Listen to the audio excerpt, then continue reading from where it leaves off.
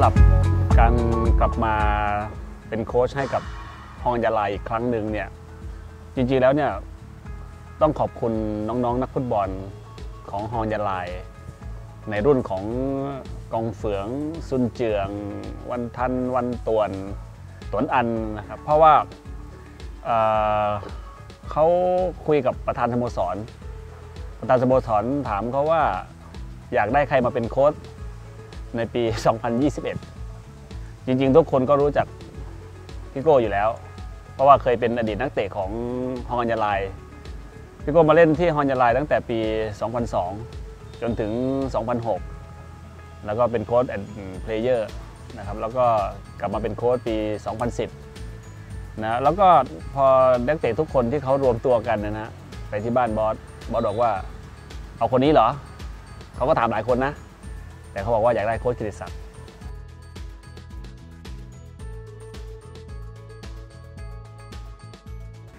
เมื่อกลับมาถึงฮองยาลายอีกครั้งหนึ่งจริงๆแล้วพี่คิดว่ามันเป็นเรื่องเซอร์ไพรส์มากกว่าเพราะว่าในช่วงที่พี่อยู่เมืองไทยเนี่ยพี่ก็มีงานมีภารกิจที่ต้องทำดูแลบริษัท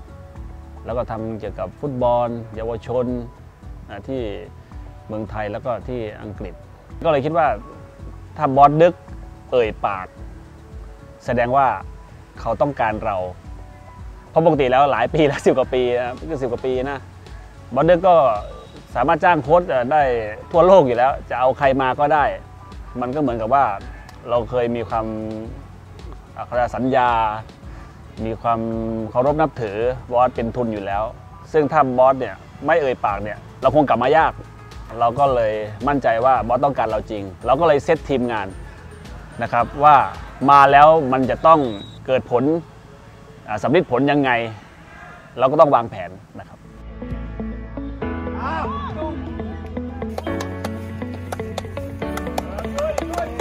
แน่นอนนะครับก็อย่างที่บอกว่ามันเหมือนกับบ้านหลังที่2เพราะว่าชีวิตฟุตบอลเราเนี่ยในการเล่นมันมีความสนุกมันมีความสำเร็จมันมีความสุขที่ได้กลับมาบ้านอีกครั้งหนึ่งนะครับซึ่งทุกคนที่ยาลายเนี่ยก็เหมือนกับเป็นครอบครัวซึ่งเราคิดว่ามาบ้านฮองยาลายอีกครั้งเนี่ยมันน่าจะมีความสุข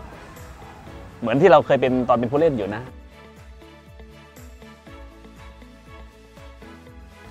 พอเรารู้ว่าจะต้องเดินทางมาแล้วเนี่ยปกติแล้วพี่โก้จะต้องรวมทีมงานแล้วทีมงานของตัวเองตอนเป็นโค้ชทีมชาติเองเราก็จะมีโค้ชผู้รักษาประตูมีโค้ชฟิตเนสนะมีคนที่ดูแลเรื่องกายภาพเรื่องนักเตะบาดเจ็บแต่พอเรากลับมาบ้านหลังนี้นะครับรู้แหละว่าบอสอยากให้ได้เรามาก่อนคนเดียวแต่เราต้องการสร้างทีมด้วยเราก็เลยขอเอามาคนหนึ่งก่อนมีอาจารย์บอยนะครับซึ่งเป็นคนดูแลเรื่องการวอร์มอัพคูลดาวน์ดูแลเรื่องของความฟิตของนักเตะแต่เรารู้อยู่แล้วว่าที่นี่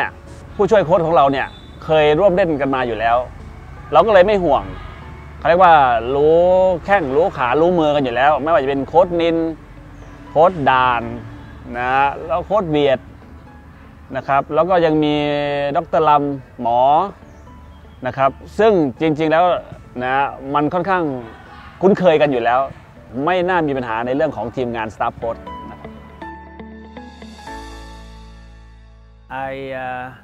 have experience 5 years working for national team. My duty in the first team have 3 duty. The first duty take care of the treatment injury and how to prevent injury for first team. And second, I manage about the menu nutrition in football for the first team. And the third, I support the team training recovery after injury or player not enough the power, not enough the endurance during the season or pre-season. That is my job. I do the long time ago like this. พอเข้ามาเนี่ยเราก็ทำการบ้านนะครับว่าฮองยาลายเนี่ยมีนักเตะที่ติดทีมชาติกี่คนมีนักเตะต่างชาติเป็นยังไง ผลงานล่าสุด 4-5 ฤดูกาลก่อนที่เราจะมาเป็นยังไงพี่ก็ทำการบ้านว่านักเตะในทีมเรามีติดทีมชาติประมาณ 7-8 คนแล้วก็นักเตะต่างชาติล่ะเราก็ต้องซื้อใหม่เราก็มาดูว่าผลงานที่ผ่านมาเนี่ยทำไมยังไม่ได้แชมป์สักทีมาดูว่านักเตะชุดนี้เล่นดีนะแต่ทำไมเสียประตูเยอะเล่นลุกเก่งมากเลยนะแต่ทำไมเสียประตูเยอะเราก็เลยต้องวางกลยุทธ์ถามตัวเองว่ากลับมาเนี่ยมันมีเป้าหมายเดียวที่เราอยากจะได้แชมป์เพราะว่ามันนานแล้วได้แชมป์ในสมัยที่เราเป็นผู้เล่น2 ครั้งแต่เมื่อไหร่จะมีดาวบนหน้าอกฮองยาไลเพิ่มอีก1 ดวงสักทีนะก็เลยวางแผนทั้งการเตรียมความพร้อมผู้เล่นแล้วก็ระบบวิธีการเล่นและรวมถึงยุทธวิธีในการเล่นด้วยนะครับ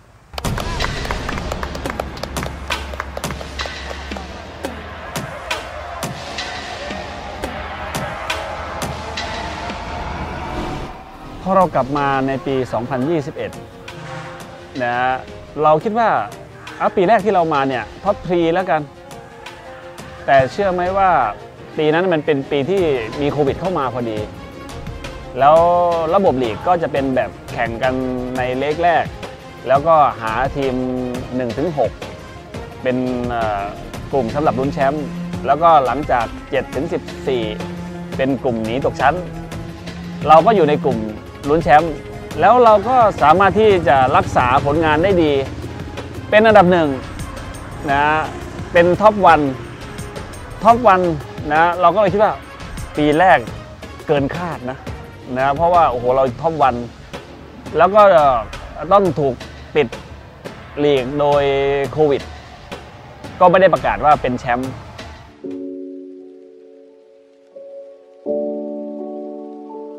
ซึ่งเราเป็นคนว่าเสียใจไหมเสียใจอาจจะไม่เสียใจมากหรอกนะเพราะว่าก็ยอมรับในการตัดสินของBFF ก็คือสมาคมฟุตบอลเวียดนามแต่เราเสียดายเพราะดาวกำลังจะมาติดอยู่หน้าอกอยู่แล้วใช่ไหมปี 2022 เนี่ยเราก็คิดว่าปีแรกเด็กเทคนิคดีเราก็มาจัดการเรื่องระบบวิธีการเล่นปีหน้าก็น่าจะลุ้นแชมป์ได้อีกสักครั้งแต่ปรากฏว่าในช่วงนั้นเนี่ยทีมชาติเวียดนามเองก็มีผ่านเข้าบอลโลกรอบ 12 ทีมสุดท้ายเอเชียใช่ไหมเด็กของเราก็ติดทีมชาติไปแล้วก็เล่นไปเก็บตัวต่อเนื่องเล่นลีกหนักอยู่แล้วมาเก็บตัวทีมชาติต่อเนื่องแล้วก็มีช่วงAFF ซูซูกิครับตอนนั้นอีกปรากฏว่าพอกลับมา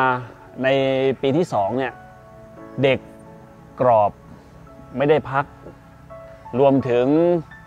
บาดเจ็บทีนี้มันก็เลยทำให้โครงสร้างของทีมเนี่ยมันค่อนข้างที่จะไม่สามารถรักษาเลเวลระดับมาตรฐานการเล่นได้คงเส้นคงวาทำให้ในบางเกมจะเก็บได้ไม่ได้จากชนะอยู่แล้วก็เป็นเสมอจะเสมออยู่แล้วก็เสียแต้มแพ้แล้วในบ้านเก็บ3 แต้มไม่ได้เสมอนอกบ้านได้1 แต้มเป็นอย่างน้อยก็สุดท้ายแล้วเราก็ลากมาจนได้อันดับ6ถามว่าพอใจไหม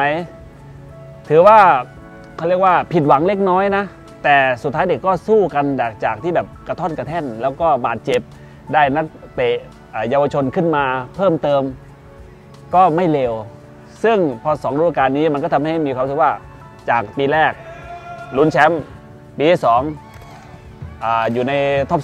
6แล้วเราก็มองว่าปีต่อไปล่ะซึ่งพี่ก็บอกว่าตรงๆว่าอีก2 ปีข้างหน้าเนี่ยเราก็มีความคาดหวังว่าฮองยาไลเนี่ยเป็นอย่างอื่นไม่ได้นอกจาก1ต้องลุ้นแชมป์ถึงแม้ว่าในปีหน้าเนี่ยนักเตะหลักของเราจะถูกซื้อแล้วก็หมดสัญญา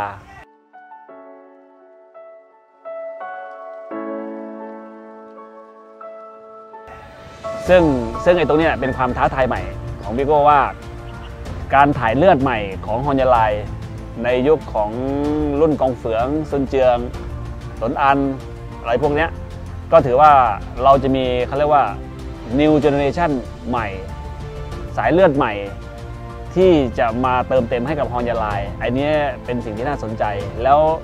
อาจจะมีการเปลี่ยนแปลงทั้งหมดยกชุดเลยทั้งนักเตะในประเทศนักเตะต่างชาติรวมถึงขุมกำลังทั้งหมดที่เราจะสร้างบ้านหลังใหม่ให้กับฮอนยาลาย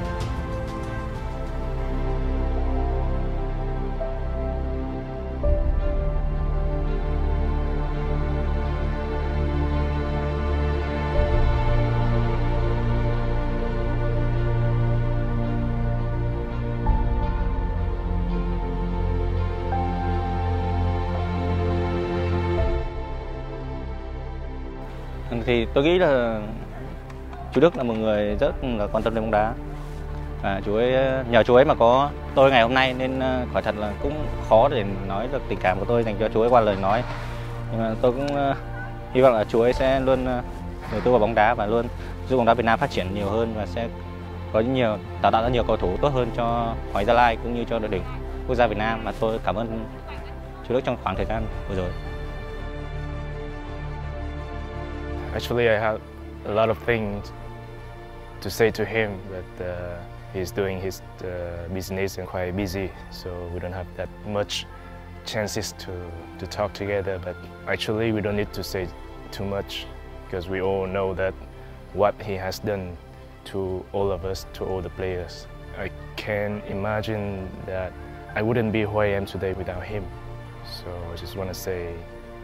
thank you from the bottom of my heart.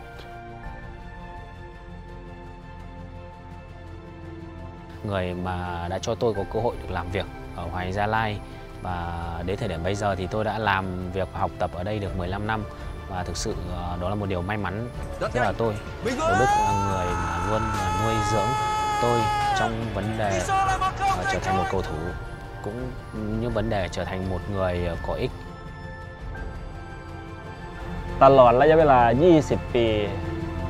ฮอนยาลายคืออนาคตของวงการฟุตบอลเวียดนามฉะนั้นพี่ถึงกลับมาทำงานให้กับบอสดึกอีกครั้งหนึ่ง